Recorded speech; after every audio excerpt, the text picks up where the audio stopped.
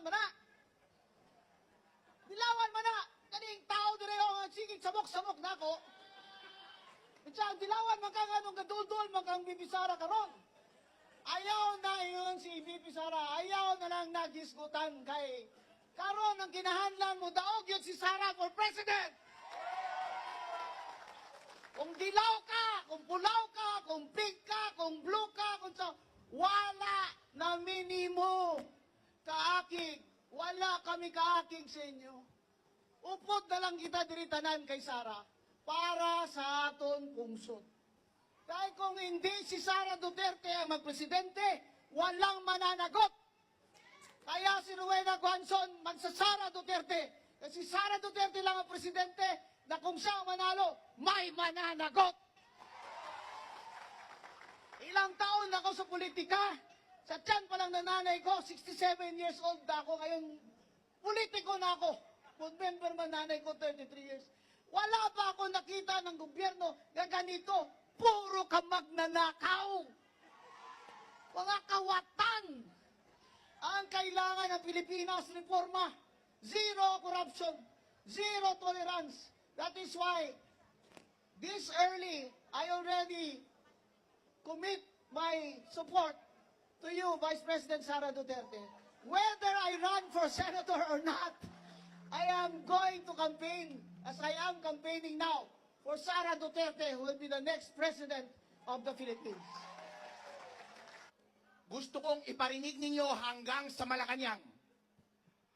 Papayag ba kayong hindi maging presidente si VP Sara Duterte ng Pilipinas?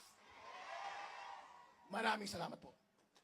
But we still have time to celebrate our successes and to celebrate the success of this beautiful city. So to everyone here, have a great day, enjoy, and God bless. Thank you, everyone.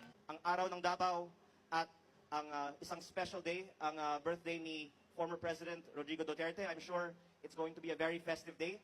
Kaya bago akong magtapos, gusto ko lang pong batiin muli ang buong lungsod ng Davao. Isang happy araw ng Davao, happy birthday PRRD, at isang maayong buntag sa inyong tanan. Tulungan, protektahan at suportahan si Vice President Inday Sara Duterte sa mga darating pang araw na harapin nating pagsubok. At muli ho sa inyong lahat, kay Mayor Baste Duterte, isa pong karangalan na ako'y maging bahagi ng makasaysayang pagdiriwang nating lahat ngayon ng araw ng Davao. Muli ho, maraming salamat, magandang umaga. Kahit anong nangyari noong isang taon, nanalo ang inyong Duterte Youth Party List, number 1 sa buong mundo, number 1 sa local absentee ng mga pulis at sundalo, hindi pinaupo ng COMELEC, dinisqualify.